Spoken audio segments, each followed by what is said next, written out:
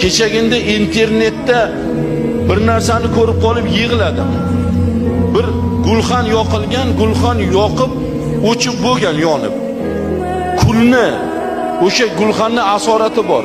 O'sha gulxan yonib bo'lgan joyda bir mushuk yotib olib shunaqa ingrayapti, yurak bag'ringizni ezib yoradi. Yana nima deyapti? Bu mushukni bolasini mana shu gulxanda yoqib yorgan vahshiylar deyapti. Mushuk bolasiga shunchalik qilyapti. Qarang, Xudoy taborak va taolo o'sha mushukka bir til bersa-yu, bizlar ana shu mushukni ingrayotgandagi nolasini eshitsak, nima deyotgan ekan?